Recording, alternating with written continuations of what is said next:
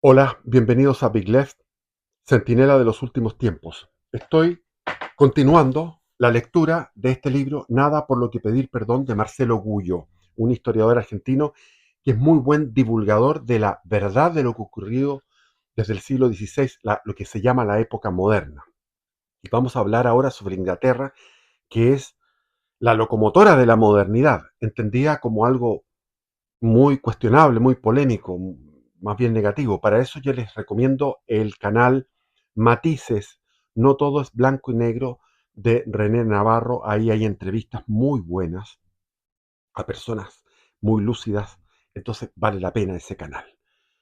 ¿Qué otra cosa? Este libro no lo van a encontrar porque Editorial Planeta y otras no lo difunden en Hispanoamérica, solamente en España. No es un libro que, eh, por lo políticamente incorrecto, no lo podemos adquirir en nuestras librerías en toda Hispanoamérica. Yo tuve la suerte de que me lo regalaron para leerlo y he leído varias, tengo eh, varios capítulos. Ahora vamos a leer este de Inglaterra. Y adelante. Inglaterra, la nación elegida por Dios que se convierte en un imperio depredador. Digamos a vuelta de pluma que, tras la conquista de las Galias en el año 500, perdón, en el año 55 a.C., los romanos, conducidos por Julio César, cruzaron el Canal de la Mancha para ocupar lo que para ellos, acostumbrados al clima mediterráneo, era una inhóspita isla donde siempre hacía mal tiempo, lluvia, frío, niebla. Los problemas con Pompeyo y Craso y alguna que otra revuelta en las Galias obligaron a César a regresar a Roma. No fue hasta el año 43 a.C. cuando ya el emperador Claudio, esto es emperador Claudio, perdón, está mal aquí, el 43 de Cristo, el emperador Claudio, los romanos regresaron a la isla para incorporarla definitivamente al imperio con el nombre de Britania. La sangre de los romanos se mezcló con la de la población local y llevaron allí sus costumbres y sus leyes, de tal manera que es posible afirmar que Inglaterra empieza como una provincia del Imperio Romano, se desarrolla a partir de ese origen.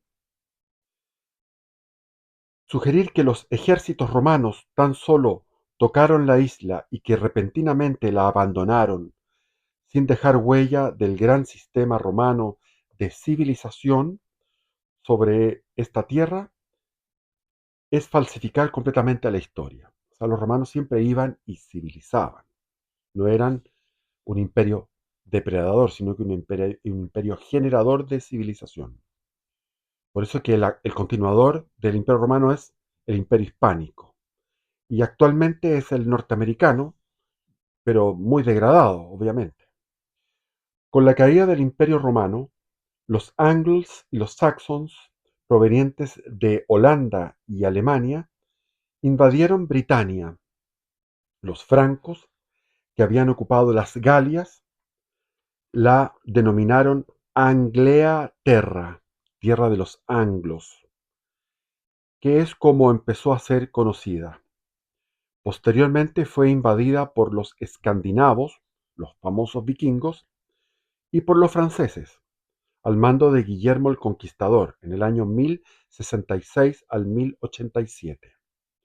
De origen normando. En la década de... Normando era vikingo de alguna manera, largo de contar aquí el detalle.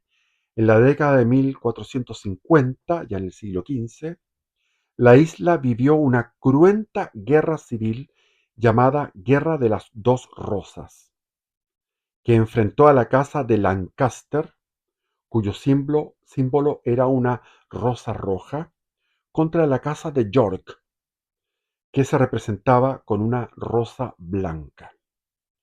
Pero detenernos en esos episodios nos llevaría demasiado espacio.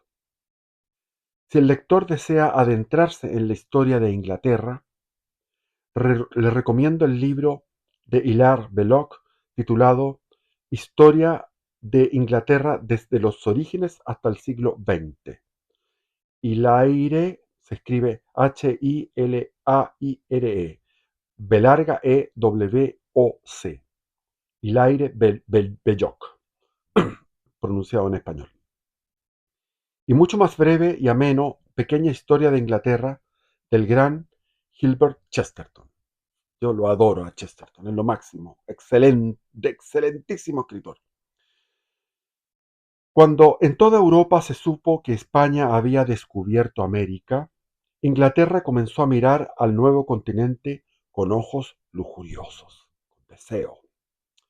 Como vimos en el capítulo anterior, los nobles alemanes se habían enriquecido sustancialmente al quedarse con los bienes de la Iglesia, y algunos ingleses quisieron hacer lo mismo en su país, apropiándose de los territorios del norte de América y convirtiéndose al protestantismo.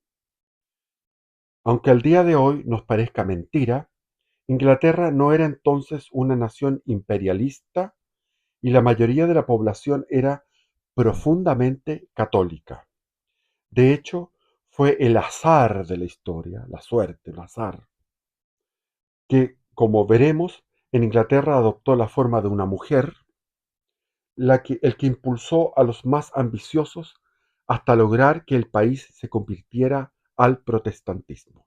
Les recomiendo una serie que no sé dónde estará, en qué parte, pero Los Tudors. Es una serie larga que yo la vi, muy, muy buena. Fue también el azar de la historia el que les regaló, comillas, el famoso librito, escrito por un monje dominico español que terminaría convenciéndoles de que los españoles eran un pueblo de víboras, que no merecía poseer América. Ese librito era el librito de Fray Bartolomé de las Casas, que era una fake historia.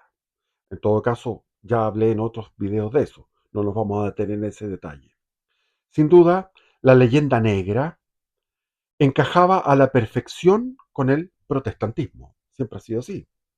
Lo fundamental era conseguir que el pueblo inglés se convirtiera en anticatólico y anti-español, pues de ese modo España, la dueña de América, no sería más que la ramera del Papa, la nación a la que había que vencer para derrotar al anticristo e imponer la fe verdadera, que sería la fe protestante.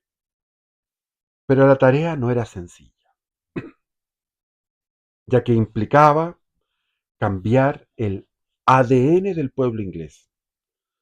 Por ello, los más ambiciosos decidieron combinar el uso de la violencia con la paciencia, el soborno con el terror, la prédica con la persecución, el adoctrinamiento con el arresto, la concesión de privilegios con el asesinato, diría yo, el genocidio. Finalmente, esa política dio sus resultados y el pueblo inglés pasó de ser profundamente católico a, a ser visceralmente protestante.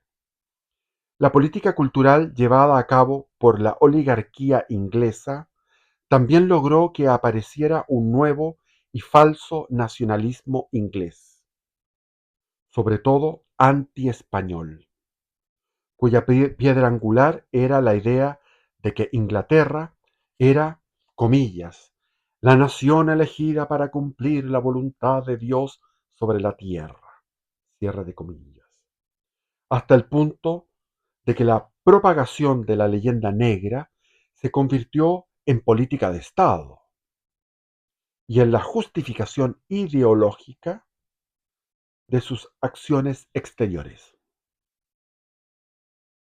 La primera edición inglesa de la brevísima narración que es de Bartolomé de las Casas, que eso lo escribió en 1583, 5 años o sea, no, perdón, Bartolomé de las Casas es anterior a eso.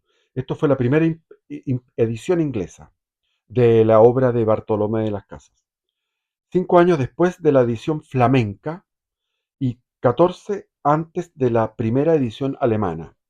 Años más tarde, en 1777, para aumentar aún más la influencia de la leyenda negra entre los británicos, la oligarquía inglesa difundió la historia de América del pastor protestante William Robertson del siglo XVIII, que era capellán real de Jorge III y rector de la Universidad de Edimburgo. Había una política de Estado para desprestigiar a España y al catolicismo. La hispanidad y la catolicidad van unidas, son sinónimos.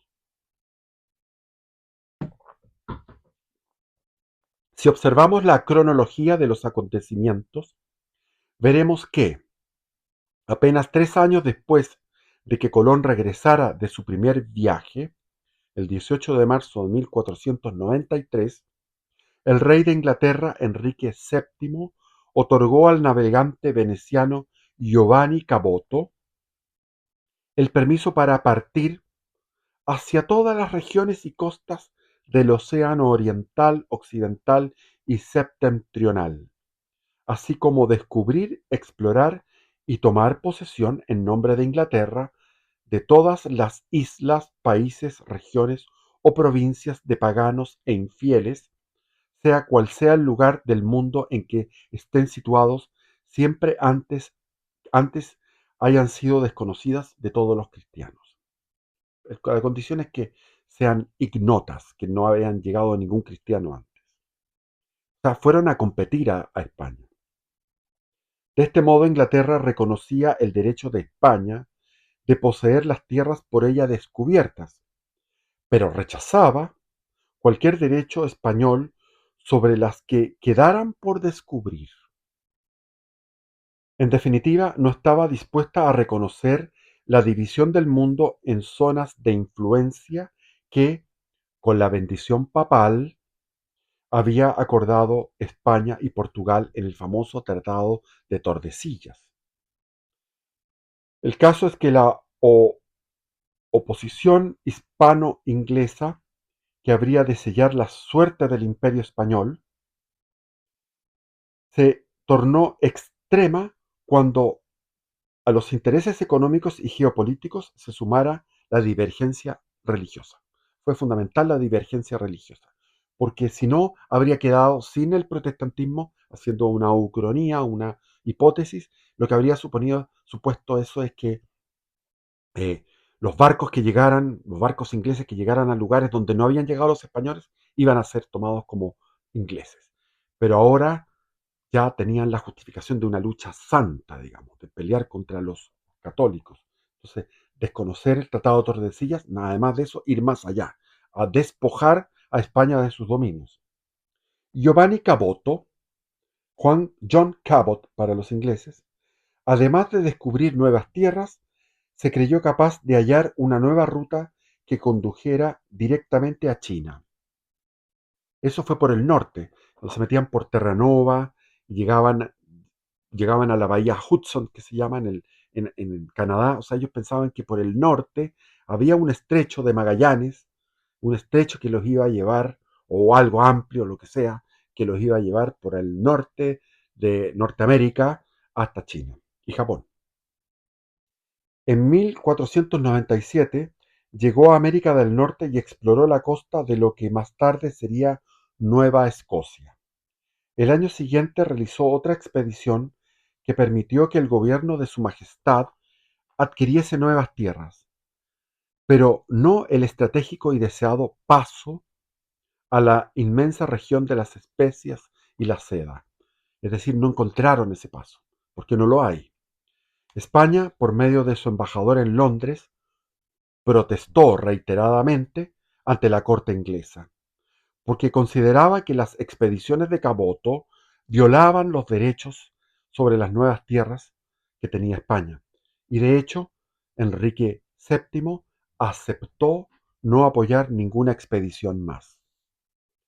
De esta manera, Inglaterra realizaba una concesión táctica, pero en ningún caso renunciaba a su objetivo estratégico, de poner un pie en América. En 1501, el monarca inglés decidió que había llegado el momento de reanudar las expediciones en busca de nuevos territorios que conquistar. El 19 de marzo, un grupo de comerciantes de Bristol, asociados con varios mercaderes portugueses de las Islas Azores, recibió una patente del monarca inglés que les autorizaba a descubrir, bajo bandera inglesa, cualquier parte del mundo siempre que antes y hasta el presente hayan sido desconocidas a todos los cristianos. Seguían con esa política, que era más razonable que lo que vino después. Una competencia por ir a encontrar tierras ignotas, tierras desconocidas, donde no ha llegado nunca un cristiano. El fin último de la expedición seguía siendo el mismo: el hallazgo del paso del noroeste hacia Asia, en la región de la costa de la península de Labrador. Se metieron ahí hacia los lagos, está Michigan, donde está los lagos, los grandes lagos, y por el norte la bahía Hudson, que se llama bahía, es una cosa gigante, del tamaño de Europa. El 9 de diciembre de 1502, Enrique VII concedió una patente fundamental porque con ella se establecía un nuevo principio para la expansión ultramarina de Inglaterra. Se podían ocupar todas las tierras no descubiertas aún por Portugal, España o cualquier otro príncipe en cuya posesión no se hallen ahora otros príncipes. Es decir, Inglaterra avisaba de que sólo reconocía la ocupación efectiva y no el descubrimiento previo para la adquisición de posesiones en el Nuevo Mundo. O sea, ya no era el descubrimiento, tenía que haber un descubrimiento y una instalación, una ocupación. Se trataba de un giro copernicano en la política exterior del país y un claro desafío a España. En 1508, Sebastián Caboto, hijo de Giovanni Caboto, emprendió un nuevo viaje, para encontrar el ansiado paso al Asia por el norte. La aventura lo llevó a recorrer Groenlandia hasta el cabo Hatteras, a lo largo de la costa norteamericana, pero al igual que su padre, fracasó en su objetivo fundamental. A la muerte de Enrique VII, se suspendieron los viajes de descubrimiento debido a la ausencia de apoyo estatal, y Sebastián Caboto, en 1512, entró al servicio de España. La falta de respaldo estatal provocó que la monarquía inglesa perdiera un tiempo valiosísimo, pero aún tenía un as en la manga: el protestantismo, que permitiría que los más poderosos hallaran el respaldo necesario para cumplir su sueño de comerse al canario, y no solo mirarlo. O sea, como el gatito miraba al canario y quería comerse América, no bastaba con mirarlo, quería comerlo. Aclaremos que la tarea no fue fácil y que tuvieron que esperar a que la invasión napoleónica de la península ibérica creara las condiciones necesarias para convertir a la América española, las repúblicas que surgirían de la mal llamada Guerra de la Independencia, en una semicolonia del Imperio Británico. Eso es lo que sucedió en el siglo XIX. Pasamos de ser, éramos España, teníamos una prosperidad, una paz enorme y una prosperidad enorme. Eso fue liquidado y nos dividimos en 22 republiquetas que fueron una especie de semicolonialismo para el Imperio Británico. Es decir, surgieron una serie de colonias informales de su graciosa majestad británica, con sus propios himnos y banderas, pero completamente dependientes de la Gran Bretaña. No diría completamente, pero bastante. En un primer momento Inglaterra se vio afectada por la tormenta que se cernía en el exterior tras la rebelión de Lutero y sus 95 tesis. En realidad las 95 tesis él hablaba de obediencia al Papa, es decir, fue una evolución. En todas estas revoluciones se pasa del primer cambio a segunda, y de segunda a tercera, y de tercera a cuarta, y de cuarta a quinta. O sea, Lutero de 1517 no tiene nada que ver con Lutero de 1537. Habían pasado 20 años donde él cambió y fue creando una nueva religión. Más aún, el propio Enrique, que mientras que vivió su hermano Arturo, había estado destinado a ser arzobispo de Canterbury, que había tenido cierta instrucción teológica y estaba orgulloso de su conocimiento de las sutilezas y profundidades de la ciencia teológica, escribió un libro en defensa del catolicismo, de los 7 sacramentos, y en recompensa por lo cual el Papa le concedió el título de defensor de la fe. Es cierto que algunos miembros de la nobleza inglesa simpatizaban con la Reforma, pero la calma reinó en la isla hasta que se produjo lo que es la teleserie de este tema. El apasionamiento, o diríamos el calenturamiento, o la lujuria del Enrique VIII por Ana Bolena. O digamos, él se comía todo lo que se movía en la corte. Él miraba, eso está en la serial muy buena, él miraba a una mujer en la corte, venga para acá, venga para acá. Lo que pasó es que Ana Bolena dijo, yo quiero ser reina. Y para eso tienes que divorciarte y dejar a la otra. La postergación de su deseo que Ana le impuso hasta que pudiera liberarse de Catalina, su legítima esposa, que además era española, y hacer de ella la reina, convirtió su apasionamiento en manía. Tipo, o sea, ella jugó sus cartas. Ana Bolena dijo, aquí vamos al, quiero ser reina. Y detrás de ella había una familia protestante. O sea, era una acción de alguna manera de, ¿cómo se podría decir? Se llama eso infiltración. La mujer lo controlaba por completo y ella, utilizando a Enrique como un instrumento en sus manos, es la autora de todo lo que ocurrió a continuación. En 1527, Enrique VIII, quien en sus propias palabras había sido embrujado, él decía, me embrujaron, decidió casarse con Ana Bolena y solicitó al Papa Clemente VII la autorización para divorciarse de su esposa, Catalina de Aragón. En este contexto, la palabra divorcio no tiene en absoluto el significado actual. No significa la conclusión del matrimonio con una esposa legítima que aún vive y el otorgamiento de un derecho legal para casarse con otra. Una idea tal no existía en ese tiempo. La palabra divorcio, en este caso, significa la anulación del primer matrimonio, es decir, una declaración de que el primer matrimonio no había sido nunca un verdadero matrimonio, la nulidad eclesiástica. Clemente VII estudió los antecedentes y no accedió, porque era el que mandaba, el Papa tenía ese mando sobre los reyes. Y Enrique VIII hizo que el divorcio se lo concedieran los jueces de su país.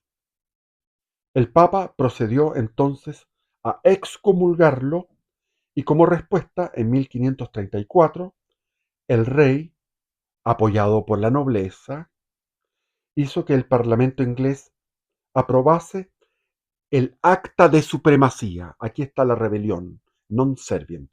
El Papa se va a la mierda, no lo quiero. El acta de supremacía, por la cual se le nombraba jefe de la Iglesia de Inglaterra. Él terminaba en ese momento por el acta de supremacía como jefe de la, pero no solamente jefe de la Iglesia de Inglaterra, sino que también dueño de todos sus bienes. Sin embargo, Enrique no se adhirió a los principios doctrinales de la Reforma protestante enunciados por Lutero, por Melanchthon, por todos los ideólogos del protestantismo, y que fueron completados por Calvino o alterados, finalizados por Calvino. Nunca renegó de los sacramentos y siempre se proclamó fiel a la doctrina tradicional, salvo en lo concerniente a la autoridad papal. En 1547 murió el monarca inglés y se fue al infierno, eso digo yo. Y su desaparición vigorizó las fuerzas que trabajaban por la revolución religiosa. Él fue una contención del protestantismo. Pero, ¿qué pasó? A ver, cuando murió. Es decir, dio impulso a quienes deseaban quedarse con todas las propiedades de la iglesia. Ahí había un primer Cromwell, que era un ministro que tuvo él, su brazo derecho, que comenzó ya lo que era la expropiación de las abadías y los monasterios, la destrucción de imágenes y la matanza de campesinos católicos. Esto ya había empezado en el reinado de Enrique VIII. Los revolucionarios religiosos no eran numerosos en ninguna parte, pero su mayor fuerza estaba en Londres, en los puertos de mar, especialmente en el sur y en el este. Ahí está Liverpool, etcétera, más abiertos a la influencia extranjera. No, Liverpool es del oeste. Bueno, tendría que ser. ¿Qué puerto sería? No sé. Ya que debe recordarse que, para el inglés promedio de mediados del siglo XVI, el protestantismo era algo extranjero y antinacional. En efecto, las masas populares profundamente nacionales y católicas tenían el sentimiento general instintivo de que la revolución religiosa abatiría, como de hecho ocurrió, a las masas para beneficio de los ricos, lo que había pasado en Alemania. Los nobles robaron las propiedades de la iglesia, los bienes inmuebles también, pero los inmuebles, que era en un tercio, en todas partes, un tercio de la tierra era de la iglesia, tomaron ese tercio, se enriquecieron, y los campesinos que vivían ahí muy bien, con un buen estado, un buen nivel de vida, los masacraron y los sojuzgaron, los reprimieron. Por lo tanto, ya existía eso. Entonces había una intuición de que eso podía repetirse en la isla de Gran Bretaña. Por eso se alzaron en armas, en defensa de la fe católica, en defensa de sus derechos. En definitiva, en defensa de la nación inglesa, que para ellos estaba indisolublemente unida a la fe católica, como lo es ahora, por ejemplo, Polonia. Polonia es católica y uno no puede imaginar que un polaco no sea católico. Es una cosa. La esencia de Polonia es católica. Entonces, hubo entonces levantamientos populares en el valle del Severn, en los Midlands, en East Anglia, en Wiltshire Home Countries, en la región del norte y en todo el sur. Pero estos movimientos no podían triunfar contra la organización que se les oponía. Las fuerzas unidas del gobierno y, sobre todo, sus adiestrados mercenarios extranjeros. Aquí estaban los pobres alemanes, después de haber sufrido su propia revolución religiosa con Lutero, quedaron tan pobres que se entregaban a ser mercenarios. Es decir, los mismos nobles traficaban con su pueblo, los nobles que habían hecho la revolución religiosa protestante, pescaban a los hombres alemanes y los mandaban y ganaban plata con esto de eh, entregar mercenarios. Los jinetes alemanes y los veteranos soldados italianos hicieron lo que quisieron con la turba inerte de los campesinos ingleses. y solamente en la rebelión del oeste fueron muertos 4.000. Hay que entender que 4.000 en esa época es mucho. En Oxfordshire, el ejército protestante, compuesto por mercenarios extranjeros pagados por una pequeña parte de la nobleza que se había convertido en oligarquía ahora, pasó como una despiadada maquinaria de muerte, colgando a sacerdotes de sus propios campanarios a diestra y siniestra, y para el otoño de 1549 la llama de la revuelta había sido sofocada. O sea, hubo un genocidio de católicos. La simple descripción de los levantamientos populares aplastados por mercenarios extranjeros no deja lugar a dudas de que el movimiento reformista protestante en Inglaterra fue una operación marcadamente antipopular y antinacional. Yo diría, también agregaría, antilógica, antiverdad, antidios, anticristiana, antinatura, etcétera, antibelleza. Ya. Hagamos ahora un pequeño resumen histórico para no perder el hilo de la narración. Durante el corto reinado de Eduardo VI y su hijo Enrique VIII, Inglaterra se adhirió formalmente a la Reforma y el calvinismo penetró en las clases altas urbanas, burguesía. En 1553 llegó al trono su hermana María Tudor, hija de Catalina de Aragón y esposa de Felipe II de España, que restableció el catolicismo y gobernó durante 5 años reprimiendo a los protestantes. Fue esta la contrarrevolución de Catalina de María Tudor, hija de Catalina de Aragón. En 1556 comenzó el reinado de Felipe II en España y en 1558 llegó al trono de Inglaterra la hija bastarda de Enrique VIII, hija de Ana Bolena, Isabel I, la pérfida Isabel I, que hay una serial en Netflix, no sé dónde está esa. Yo la empecé a ver y me dio asco, dije, es pura propaganda asquerosa del cine hollywoodiano. Hija de Ana Bolena, que se convirtió en partidaria de la Reforma, mediante la llamada Acta de Uniformidad, dictada en 1565, Isabel I organizó la Iglesia Anglicana, momento en el que se reinició la persecución contra los católicos y otros protestantes no anglicanos.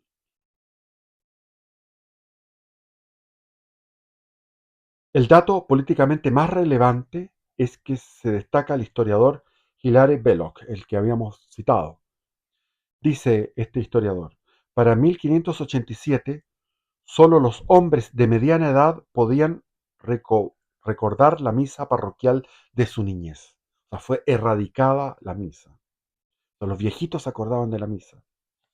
Para 1605, la gran mayoría de los ingleses no habían tenido no habían tenido la experiencia de asistir a una misa, y solo los ancianos de más de 60 años se recordaban confusamente. La generación naciente, en la medida que recibía instrucción, esto es, en las clases gobernantes y dirigentes, era educada por maestros anticatólicos. El tono general de la enseñanza era anticatólico y hasta de inspiración calvinista. Debo agregar aquí que el privar de los sacramentos es mutilar a un colectivo, a una nación, a millones de personas, cuando tú les privas de la misa, les privas de la confesión y de la misa, les privas el perdón de los pecados y les privas el, comer al cuerpo de Cristo. Entonces es un daño gigantesco donde se corta, se pone un dique a la entrega de la gracia santificante. Porque la Iglesia Católica es distribuidora de gracia, es una dispensadora de gracia, llamemos así. A partir de 1605, aunque una minoría continuaba siendo católica, y ahí hubo muchos mártires, Inglaterra se torna cada vez más anticatólica y queda establecida como una nación protestante.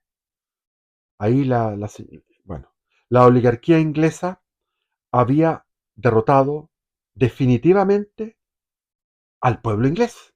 La oligarquía burguesa de los puertos, sobre todo de Londres, que había abrazado la fe protestante para robarle a la iglesia, finalmente había derrotado al pueblo inglés. Aunque es cierto que el tiro de gracia se produjo en noviembre de 1688, con la invasión de Inglaterra por parte del ejército holandés, que era calvinista, que ya había derrotado a España mucho tiempo después. O sea, hubo una guerra de 80 años entre España y los herejes calvinistas holandeses. 80 años que España estuvo peleando contra esos herejes. Entonces ahí vino un ejército holandés compuesto aproximadamente por 11.000 infantes y 4.000 jinetes al mando de Enrique Guillermo, príncipe de Orange, y la traición del coronel John Churchill. ¡Wow! Ahí aparece el apellido Churchill. Es decir, un noble extranjero y un militar traidor realizaron juntos un golpe de Estado que derrocó a Jacobo II, el legítimo rey de Inglaterra, que contó hasta ese último momento con la lealtad y el apoyo del pueblo, que detestaba a los extranjeros y a los traidores. Este vulgar golpe de Estado, que la historia oficial inglesa lo totalmente falsificada, lo presenta como la revolución gloriosa.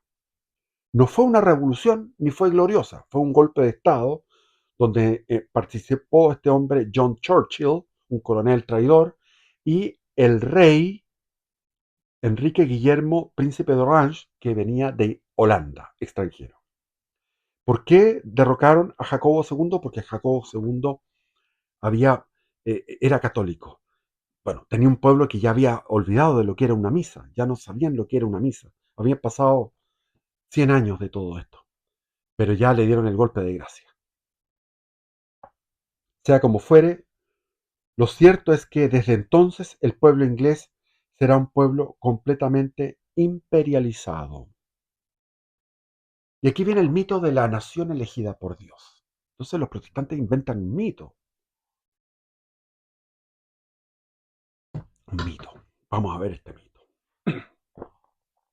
Durante el reinado de Isabel I de Inglaterra, que está en el infierno, Walter Raleigh, su joven favorito, estableció el objetivo estratégico que todos los gobernantes ingleses han mantenido desde entonces: el dominio del mar. O sea, este joven favorito tenía toda la razón, el dominio del mar. Porque quien domina el mar, domina el comercio, y quien domina el comercio, domina el mundo. Pero el mar era español. Así que la oligarquía inglesa vislumbró que la clave para lograr la hegemonía mundial pasaba por aniquilar el poderío naval de España. Y algo todavía más importante, el pueblo inglés debía ser adoctrinado en el anticatolicismo o antipapismo o antiespañolismo, y se debía convencer a la población de que el Papa de Roma era la encarnación del anticristo, con quien solo se podía terminar si la nación que lo defendía, esto es España, la principal nación que defendía el catolicismo, era derrotada. Debíamos derrotar a España y ahí íbamos a por, como dicen en España, a por el anticristo. Una vez convertido el pueblo al protestantismo, proceso que vimos que demoró 150 años, era necesario dotarlo de una mística que permitiese una larga lucha contra España, una especie de mito fundacional que dijera que el pueblo inglés era el pueblo elegido por Dios. Mito según el cual los ingleses habían reemplazado a los judíos en el papel de la nación elegida y eran los señalados para cumplir la voluntad de Dios sobre la tierra. En realidad el que estaba haciendo ese papel era España. España era el que heredaba al pueblo elegido. Pero como son humildes, los españoles son pueblo humilde. En el origen del mito estaba la creencia firmemente arraigada en que la fe cristiana había sido llevada a Inglaterra directamente por José de Arimatea, en cumplimiento de expresas indicaciones de los apóstoles. Había quienes pensaban que el agente había sido San Pablo. Otros aseguraban que el propio Cristo había hecho un viaje secreto a la isla. La idea se complementaba con otra que afirmaba que a través de Inglaterra el Imperio Romano hubo de abrazar la fe.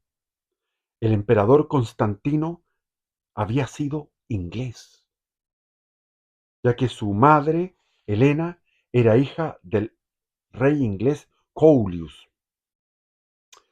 Una mentira que aparecía en The Books of Martyrs, el libro de los mártires, de John Foxe, que fue manual de adoctrinamiento de lectura obligatoria para los jóvenes ingleses que tenían acceso a la educación para fortalecer el mito de la nueva nación elegida por Dios. Aquí tenemos el caso de la mentira impulsada por el Estado con sus ideólogos mentirosos y adoctrinar a la juventud en la mentira. Esto sucedió tal cual. La obra de Fox fue fundamental en el establecimiento del protestantismo en Inglaterra y a su autor, nacido en 1516, se le podría considerar el Bartolomé de las Casas inglés, precisamente por su capacidad de mentir y exagerar.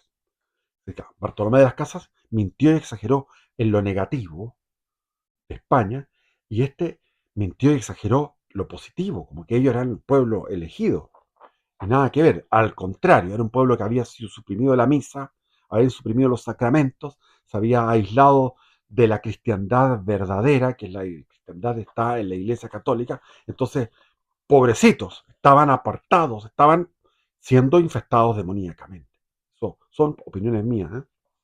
Fox estudió 7 años en la Universidad de Oxford y bajo el reinado de Eduardo VI fue nombrado diácono de la Iglesia de Inglaterra. Por este tiempo también empezaría el que sería su trabajo más famoso, un relato sobre los testimonios de los mártires cristianos. Ante el ascenso de la reina católica María I, en 1553 se trasladó a Estrasburgo, donde se dedicaría a la escritura y publicaría al año siguiente, en latín, parte de su investigación. Su famoso libro se imprimió finalmente en 1559 en latín, un año después de que ascendiera al trono la protestante Isabel I. El libro de Fox alcanzó gran popularidad y, a pesar de su tamaño, tenía unas 1800 páginas, y su coste, se vendieron más de 10.000 ejemplares antes de la muerte de la reina, una cifra sin precedentes en la época.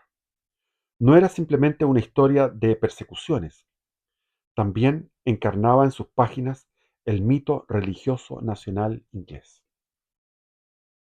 Durante el reinado de Isabel I, Inglaterra vivió un impulso geopolítico extraordinario que le permitió irrumpir por la fuerza en los territorios del Imperio Español, intentar robarle América y despojarle del control de los mares. Todos los hombres jóvenes ingleses fueron adoctrinados en la idea de que su país tenía deberes inexcusables que cumplir, tanto espirituales como geopolíticos. El primero de los cuales El primer objetivo era derrotar a España.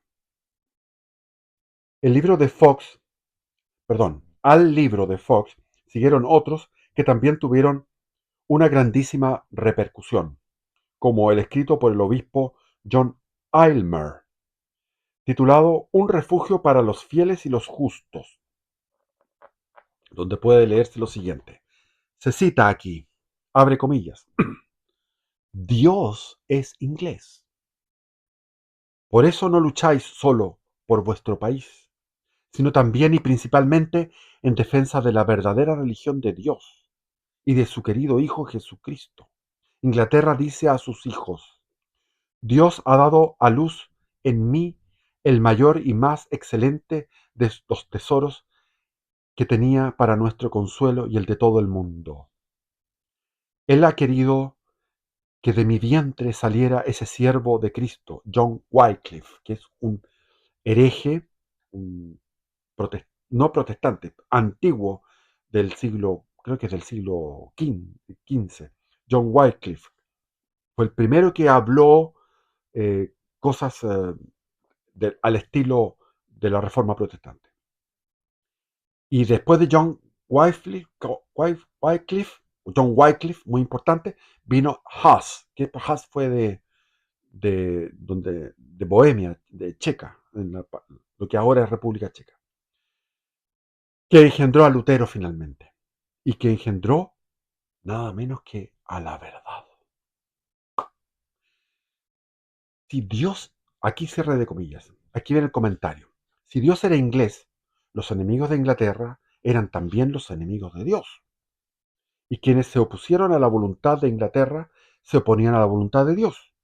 De ahí que no cupiera la piedad ni con los irlandeses, ni con los indios de América, ni con los aborígenes de Australia, ni con los indios de la India, ni por supuesto con los papistas españoles.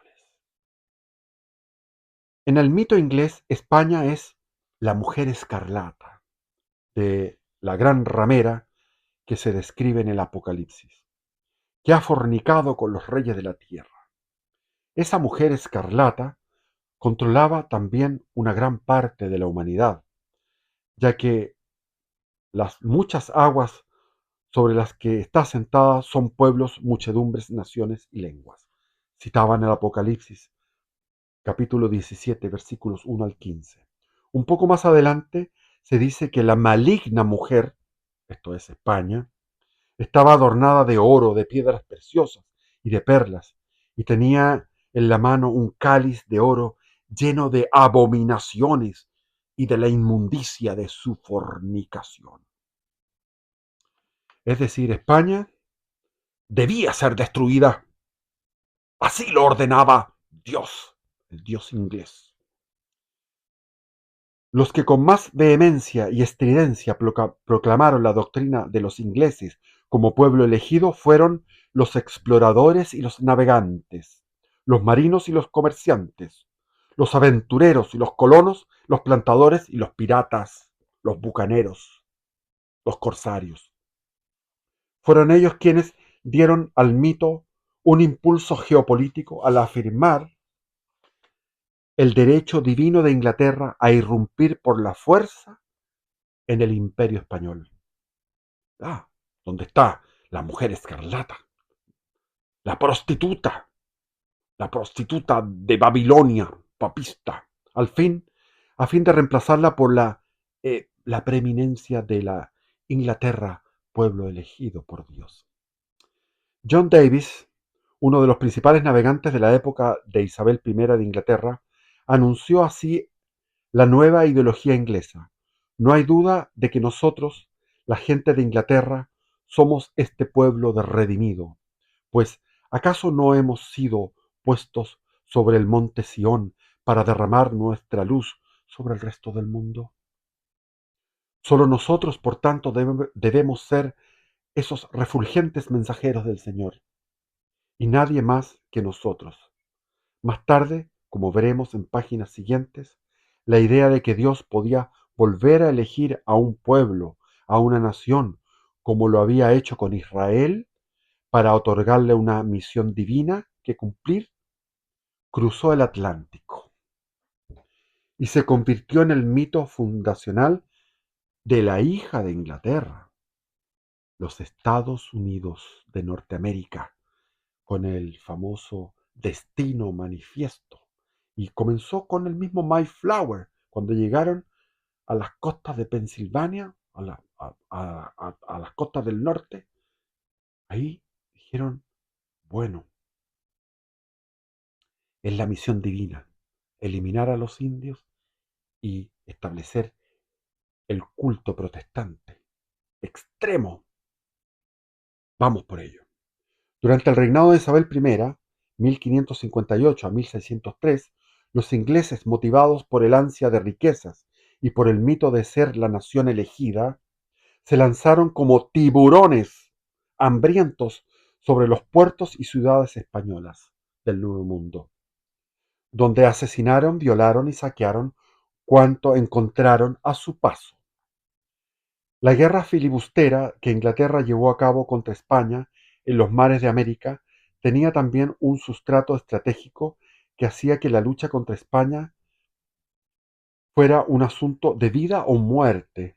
De ahí también la facilidad con que, desde la Reforma hasta la Guerra Civil de 1642 a 1649, o la Revolución Hick de 1688 a 1689, dos guerras civiles que hubo, la idea de un imperio británico distintivo se fundió con las reivindicaciones de nacionalidad y protestantismo, hasta el punto de que los ingleses llegaron a considerarse los sucesores de las tribus perdidas de Israel.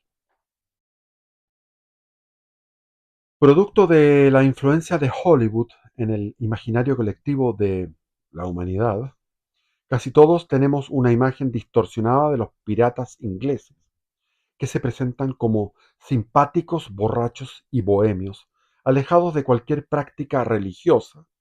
En realidad, la realidad no era así. Esos piratas eran despiadados asesinos, ladrones inmisericordes, pero eran fervorosos hombres de fe calvinista. La mayoría calvinistas y provistos de una fe simple, pero inconmovible. Sir Francis Drake fue un buen ejemplo de lo que decimos. Francis Drake había sido educado para ceñirse a su Biblia y creer en la doble predestinación y difundirla entre los infieles y los que creían, sumidos en la ignorancia de la superstición católica. Había que celebrar regularmente el culto en sus naves. O sea, Drake no era un pirata vulgar, él celebraba culto en sus naves, endilgaba sermones a sus hombres. Además de la Biblia, su libro favorito era Books of Martyrs, lo que habíamos mencionado, el libro de los mártires, ese libro mentiroso. Drake fue el primer marino de su tiempo, un hombre de gran valentía, que solo se igualaba con su capacidad de mando, su inescrupulosa avaricia, disposición para el robo y el asesinato, vanidad y tenacidad en sus propósitos. ¿Esto por qué? Porque si tú eres calvinista y tú tienes la fe calvinista, tú dices, bueno, a mí me va bien, yo tengo robo, yo la fe me salva, la sola fe me salva, entonces yo con mi fe estoy salvado, listo. Entonces, ¿qué voy a hacer? Voy a robar, voy a hacerme millonario, y como soy millonario y me va bien, y he vencido a los españoles, me voy para el cielo.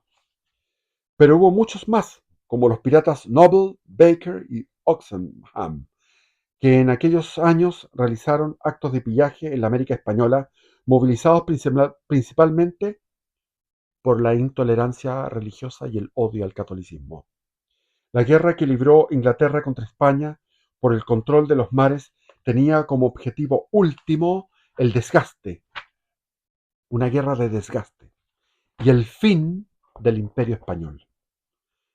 Entre los piratas que mejor sirvieron a Inglaterra en esta guerra de guerrillas estaba John Hawkins, primo segundo del mencionado Francis Drake. Su padre había sido un comerciante de esclavos muy cercano a Enrique VIII, de modo que su hijo, siguiendo la tradición familiar, se dedicó también a comerciar con personas. Por la captura y venta de esclavos negros africanos, fue nombrado caballero por Isabel I, de modo que desde entonces sería Sir John Hawkins. En 1567 partió en una expedición hacia Hispanoamérica, llevando como lugarteniente a su primo Francis Drake, que entonces tenía 25 años. Los dos filibusteros isabelinos zarparon del puerto de Plymouth con una flotilla de 6 naves, una de las cuales había sido alistada por la propia reina Isabel. El caso es que juntos saquearon un sinfín de puertos y ciudades españolas en el Caribe. En 1577, Drake, el más joven de los dos, inició su famoso viaje alrededor del mundo, azotando el comercio y el tráfico español en todos los mares, y donde fue herido en la isla Mocha. En Chile, la isla Mocha, los araucanos le dieron una zurra. Tras asolar América Central, se dirigió a las costas de América del Sur, donde amagó con atacar Buenos Aires, aunque finalmente no se atrevió a penetrar por el Río de la Plata. Atravesó el estrecho de Magallanes y remontó las costas chilenas. En Valparaíso capturó un buque cargado de oro, porque Chile producía oro y harta cantidad, hasta llegar a las peruanas, donde devastó el puerto del Callao. Tanto éxito tuvo su gira y tan grande fue el botín conseguido que, de regreso a Inglaterra, fue recibido con pompa inusitada, y la propia reina Isabel lo fue a visitar a bordo de su nave. Hay un cuadro muy famoso que ella está con una espada y lo nombra caballero en la nave cuando él retorna de ese viaje. En abril de 1581, Drake, cuyo nombre ya era símbolo de los mayores ataques piratas contra España y el comercio español, fue armado caballero, lo que acabo de decir. Y unos años después llegó a ser miembro del Parlamento inglés. Se le concedió también el grado de almirante de la flota británica, cargo que ostentaba cuando el 15 de septiembre de 1585 volvió a zarpar del puerto de Plymouth al mando de una formidable flota compuesta por 23 naves en las que iban más de 2000 hombres, y en enero de 1586 los barcos de Drake llegaron a Santo Domingo, ciudad que el pirata isabelino y sus hombres saquearon durante 30 días, no dejando nada, obviamente. Instalaron su cuartel general en la catedral, que servía también como cárcel y almacén. Las mujeres que no pudieron huir fueron obligadas a, como se decía, lo decían los corsarios, a entretener a los soldados ingleses. Y entre ellas, las niñas eran las favoritas. El 10 de febrero de 1586, tras el pago de un rescate de 25.000 ducados, Drake y sus hombres abandonaron la ciudad, no sin antes saquear las iglesias y hacer que las campanas, junto con la artillería de las fortalezas y el azúcar, fuesen cargadas en sus barcos. Es, es sabido la profanación de iglesias que se produjo en nuestra patria, en Coquimbo, en La Serena, o sea, cómo eso era una práctica permanente, también en las costas de Colombia, en las costas de Panamá.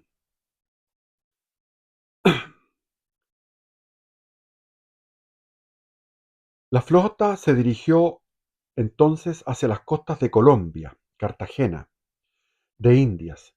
Fue atacada el 9 de febrero de 1586 y tras 2 días de duros combates los ingleses tomaron la plaza y permanecieron en la ciudad 6 semanas, durante las cuales robaron, saquearon, mataron y violaron a cuantas mujeres y niñas les vino en gana.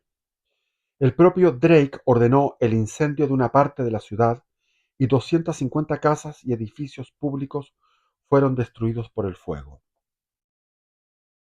Por si fuera poco, antes de partir capturaron a unos 500 hombres locales para venderlos como esclavos.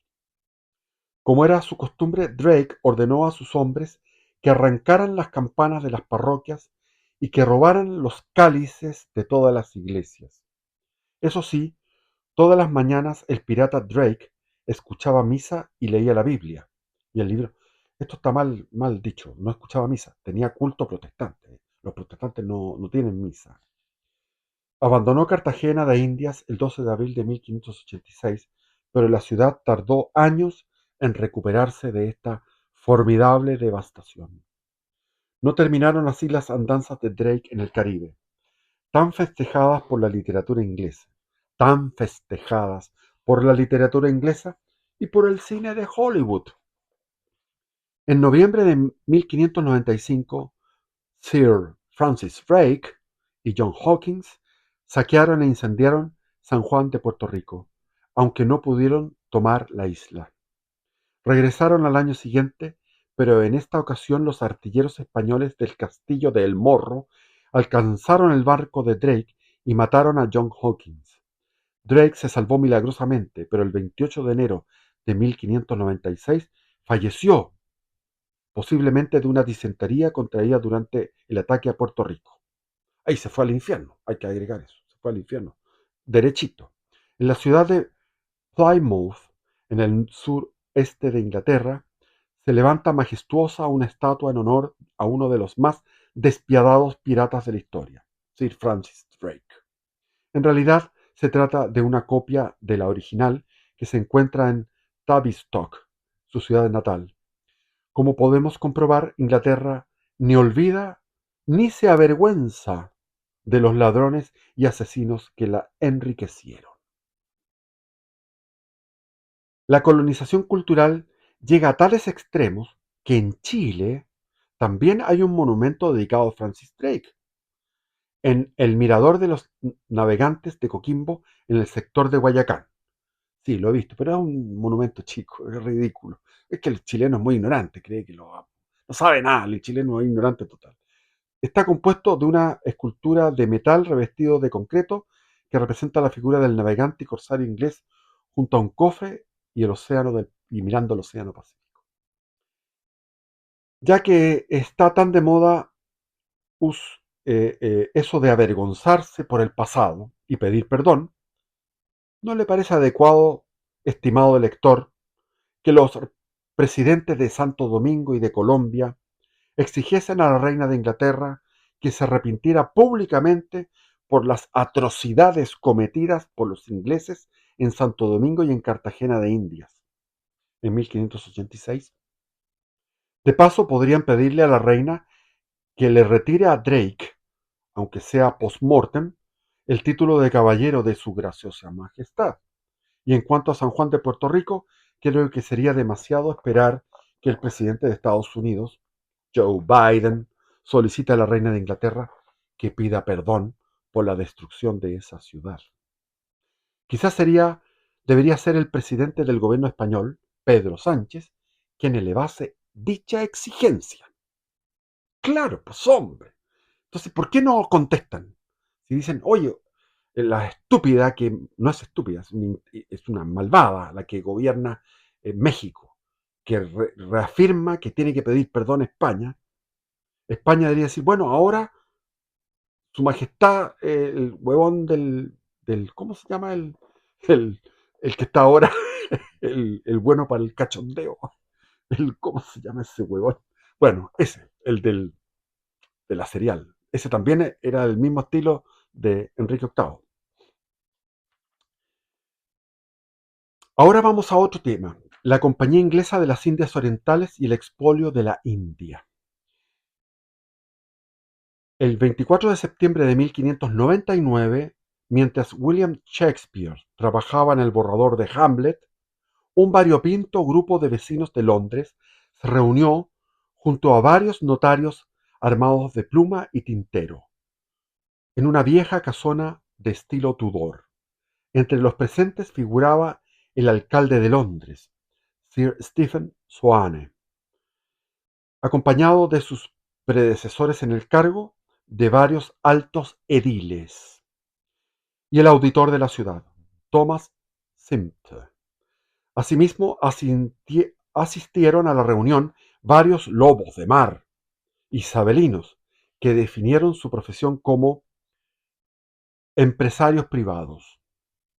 Con un gran esfuerzo, lo vimos en páginas anteriores, habían conseguido un buen capital en el Caribe y ahora estaban invirtiéndolo para asegurarse una jubilación digna. Es decir, lo que se robó en el Caribe sirvió para crear esta empresa. Todos los que se encontraron allí tenían un único propósito: presentar una petición a Isabel I, la pérfida, para fundar la Compañía Inglesa de las Indias Orientales. Repito, la Compañía Inglesa de las Indias Orientales, o sea, la India. Sabían que la reina no se negaría y en efecto, el 31 de diciembre de 1600, esos ilustres, muy ilustrísimos gentlemen obtuvieron el monopolio durante 15 años del comercio en y con lo que actualmente es la India, donde había en la costa posesiones portuguesas. Me parece oportuno destacar que la licencia otorgada por la monarca autorizaba a la compañía a hacer la guerra y a comprar y vender esclavos. El viaje hasta las Indias Orientales no era una empresa fácil y hubo de esperar 6 años para organizar la primera expedición. Finalmente, el 28 de agosto de 1608, el capitán William Hawkins se convirtió en el primer patrón de una nave de la Compañía Inglesa de las Indias Orientales, que ponía pie en suelo de la India. Por aquel entonces, la India tenía una población de 150 millones de personas, esto es, una quinta parte de la población mundial, y producía cerca de una cuarta parte de las manufacturas del globo. Era una potencia.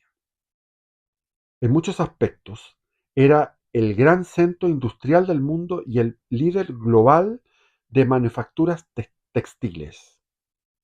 Por el contrario, Inglaterra apenas tenía un 5% de la población de la India y producía menos del 3% de los bienes manufacturados del mundo. Pero eso iba a cambiar. Una vez instalada, la empresa se dedicó a intermediación en el comercio de textiles y de especias entre Oriente y Occidente, obteniendo un margen de ganancia de alrededor del 100%. La familia real, la nobleza, los militares y los miembros del parlamento, ¿qué hicieron? Adquirieron acciones, pues hombre, adquirieron acciones de la compañía, hasta el punto de que a lo largo del siglo XVIII, la relación entre esta compañía y los estamentos más poderosos del país se fue haciendo simbiótica, casi como si se tratara de un consorcio público-privado. El interés económico de la Compañía de las Indias Orientales se confundía con el interés nacional de Inglaterra, lo que explica que inversores de toda Europa hicieran fila para comprar sus acciones, porque rentaban. La Compañía Inglesa de las Indias Orientales se convirtió en un modelo de eficiencia capaz de organizar el saqueo de la India con tan solo 35 empleados fijos en su oficina central. Quienes deseaban formar parte de la empresa debían pasar por un periodo de prueba no remunerado de 5 años, tras el cual les esperaba un trabajo de más de 12 horas en dichas oficinas, desde las 7 de la mañana hasta las 8 de la tarde, con un descanso de 2 horas para el almuerzo, incluyendo los sábados. Pero el esfuerzo compensaba, ya que el salario era 12 veces mayor que de cualquier trabajador de Londres. La compañía se adueñó de los puertos de Singapur y Penang. Y no solo en la India, llegó a contar con más de 250.000 trabajadores locales. Uno de los hombres más notables de la empresa fue Robert Cleave, un violento depredador empresarial completamente despiadado y con brotes intermitentes de inestabilidad mental, que fue el responsable del famoso saqueo de Bengala, que, como veremos, tanto enriqueció a Gran Bretaña en lo material, pero es para avergonzarse lo que sucedió ahí, como en otras muchas cosas. Hay muchísimos eventos, circunstancias genocidas. En cierto modo, a él le debe la India el haber pasado de ser un rico subcontinente libre, como era Hispanoamérica antes de la independencia, era un rico subcontinente libre y exportador de manufacturas. Eso era la India, a ser una colonia pobre y exportadora únicamente de materias primas. Incluso en la Segunda Guerra Mundial hubo hambruna porque el tan distinguido gentleman Winston Churchill, creador del ataque a la población civil con aviación, porque no fue Hitler, fue Churchill el que inventó eso. Él también inventó el depredar a la India, hambriar a la India para financiar la guerra contra Alemania en la Segunda Guerra Mundial. Una estatua en su honor se yergue en Londres, en la calle King Charles, frente a la Oficina de Asuntos Exteriores y de la Commonwealth, es decir, el ex primer ministro británico Boris Johnson pasaba por delante de la estatua de Clive cada vez que se dirigía al parque situado detrás del número 10 de Downing Street. Es decir, hay una estatua de este hombre que era un Robert Clive, C-L-I-V corta E. Googleen. Pero ya se dio un, un bosquejo. El saqueo de Bengala. Uf. Situada en el noreste del subcontinente indio, la región de Bengala limita al norte con la cordillera del Himalaya y al sur con el Golfo de Bengala. Está bañada por el río Ganges, considerado desde tiempos inmemoriales como la encarnación de la diosa de la purificación. Históricamente, Bengala fue una sola unidad política hasta la descolonización británica en 1947, que fue cuando se trazó la actual frontera de la India entre la India y Bangladesh. Cuando los ingleses llegaron a la India, la región formaba parte del imperio mogol, y era una de las zonas más ricas del planeta gracias a su agricultura y su industria. En su apogeo, este imperio llegó a dominar los territorios de los actuales Pakistán, Bangladesh y la India. Famoso, fue tremendo, espléndido ese imperio. Las capitales mogolas eran ninguna ciudad de Asia o Europa las superaba en lo relativo al tamaño, población o riqueza. Sus ciudades estaban abarrotadas de mercaderes que acudían desde toda Asia. No hay arte o artesanía que no se practique en ellas. Entre 1586 y 1605, la plata europea fluyó hacia el corazón del imperio mogol a un ritmo asombroso. 16 toneladas métricas anuales. 16 toneladas métricas anuales de plata llegaba desde América allá. Hubo un intercambio tremendo. Antes de ser sojuzgado todo eso.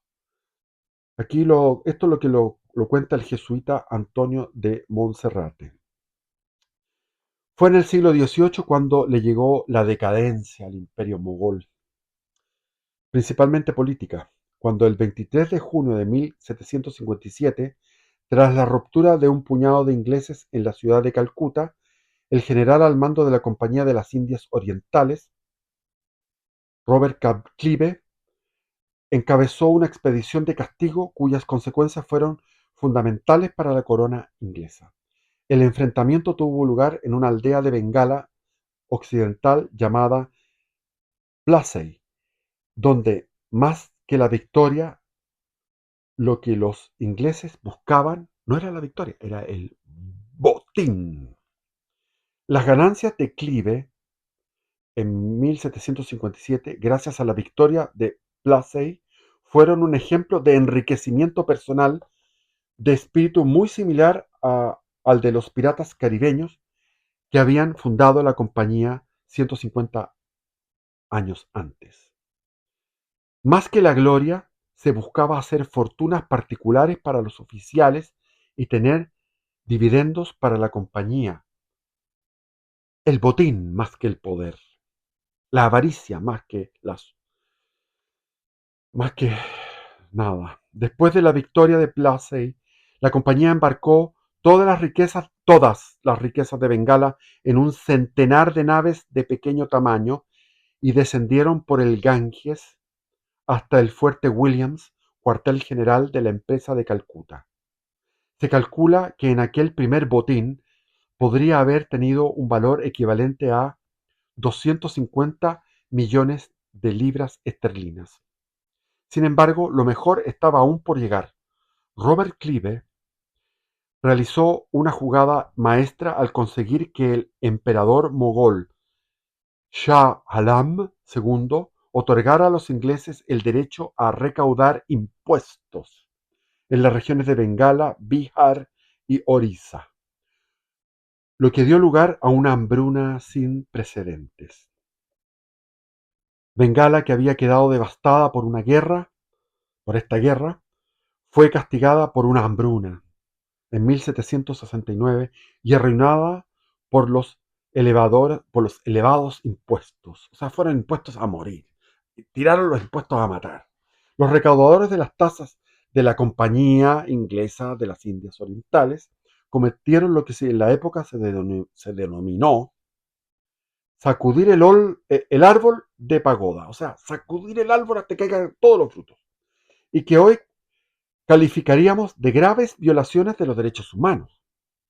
La riqueza de Bengala fue absorbida con, con una rapidez asombrosa por la Gran Bretaña y sus prósperos tejedores y artesanos fueron coaccionados por sus nuevos amos que los trataban como si fueran esclavos. Y hasta el día de hoy en esa zona, Bangladesh produce el textil con mano de obra esclava, hasta el día de hoy. Como vemos, una de las regiones más ricas del mundo pasaba a ser una de las más pobres, hasta el extremo de que en 1770 el hambre exterminó a un tercio de la población. Por el contrario, la llegada del tesoro de Bengala a Gran Bretaña causó un impacto económico extraordinario.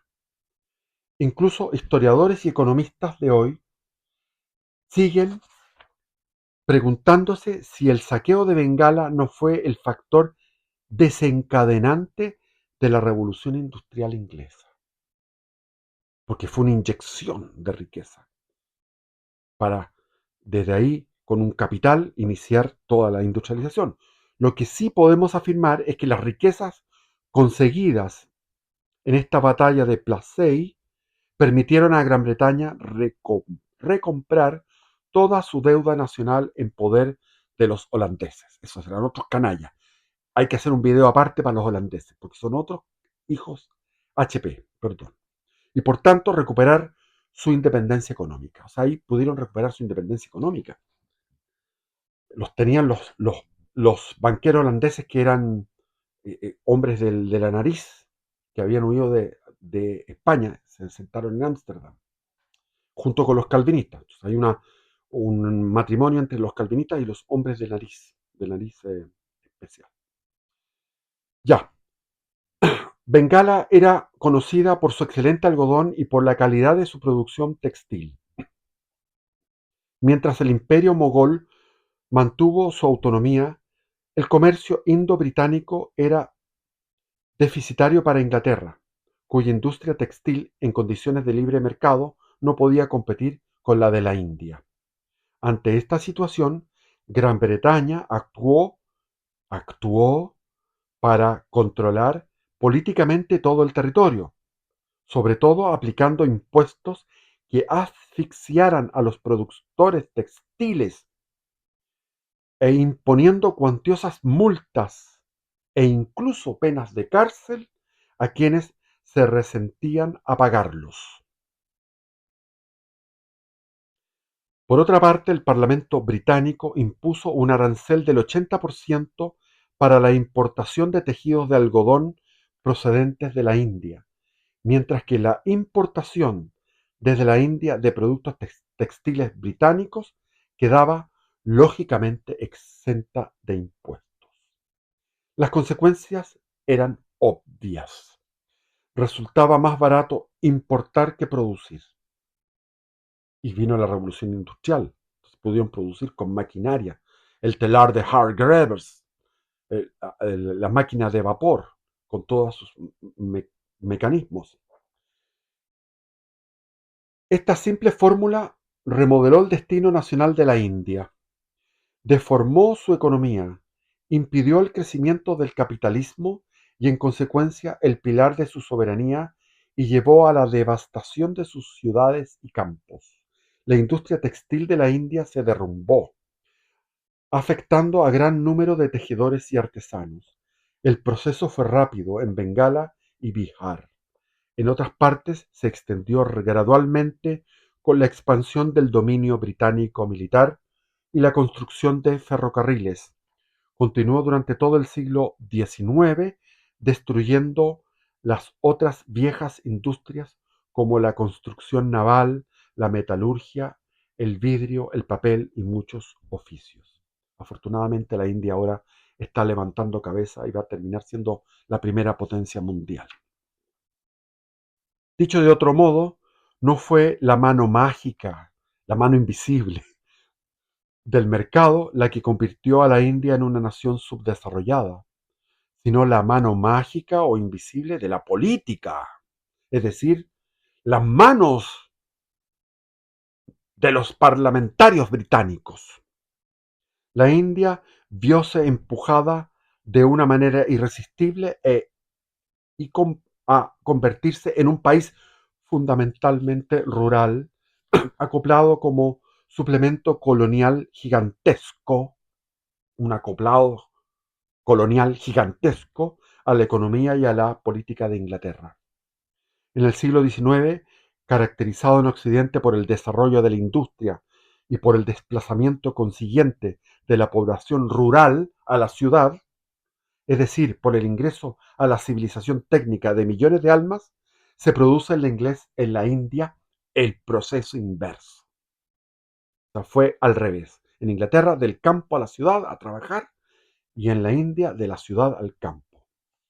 La superpoblación del medio rural, a lo cual debía añadirse la extinción de la industria urbana, hunde al país entero en una pobreza espantosa.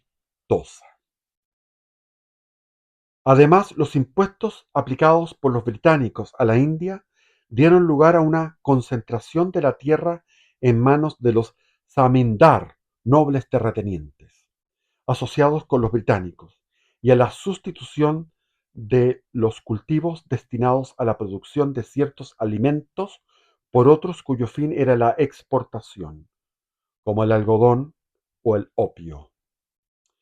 El resultado no fue solo que la producción de arroz disminuyera drásticamente, sino que además el cereal se exportara sin tener en cuenta las necesidades de la población.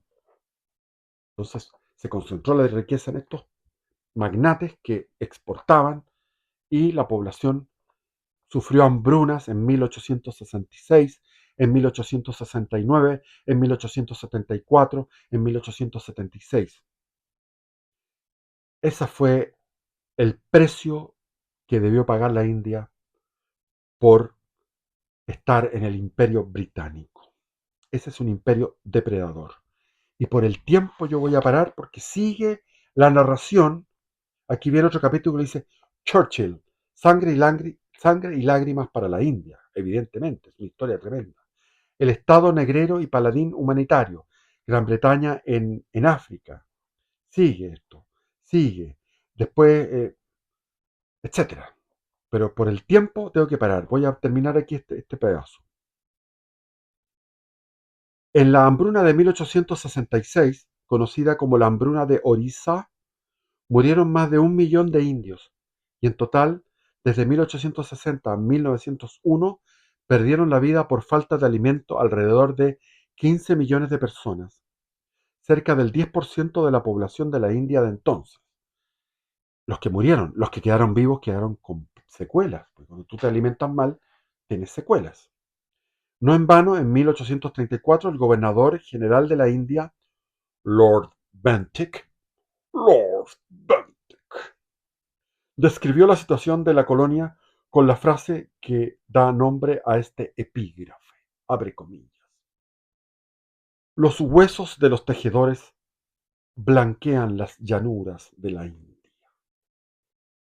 Y de ahí, con todo esto fue el proceso que llevó a todos estos, a la clase media, que eran la clase media inglesa, que eran unos tipos que venían de la clase baja y que eran tipos que no tenían cultura, ni refinamiento, ni buenos modales, a que asumieran, como Inglaterra llegó a ser una potencia tan extraordinaria, un imperio tan inmenso, ocupó, se podía ir desde la ciudad del Cabo, o sea, desde el sur, extremo sur de África, hasta el Nilo, hasta el Cairo, o sea, del Cabo al Cairo, era continuo el dominio inglés.